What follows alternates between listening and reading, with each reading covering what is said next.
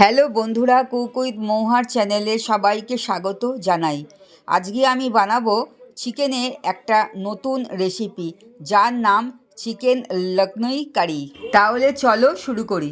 প্রথমে মিক্সিং জারের মধ্যে 1 মুঠো কাজু বাদাম, 2টো কাঁচা লঙ্কা, 2টো ছোটো এলাচ দিয়ে একটা পেস্ট তৈরি করে নিলাম।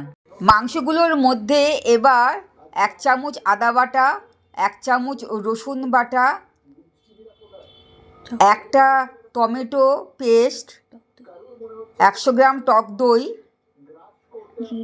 হাফ চামচ জিরে গুঁড়ো, হাফ চামচ ধনে গুঁড়ো, 1 চামচ কাশ্মীরি লঙ্কা গুঁড়ো, 1 চামচ গরম মশলা গুঁড়ো, অল্প নুন আর কাজু বাদামের পেস্টটা দিলাম। এবার বেরেস্তা ভাজা দিয়ে তার তেলটাও দিলাম, দিয়ে এবার ভালো করে সমস্ত কিছু মেখে নিয়ে 1 ঘন্টা রেখে দিলাম।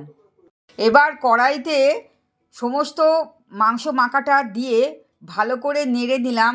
এবার ঢাকা চাপা দিয়ে মিডিয়াম আঁচেতে কষিয়ে নেব 2-3 মিনিট। এবার স্বাদ মতন নুন আর চিনি দিয়ে ভালো করে নেড়ে গরম জল দিলাম। গরম জল দেওয়ার পর ফুটতে দেবো 2-3 মিনিটের মতন। গ্রেভিটা একটু যখন ঘন হয়েছে তখন 1 চামচ ঘি আর 1 চামচের মতন কসৌতি মেথি দিয়ে ভালো করে নেড়ে ঢাকা দিলাম 1 মিনিটের মতন। 1 মিনিটের পর ঢাকাটা খুলে গ্যাসটা বন্ধ করে দিলাম।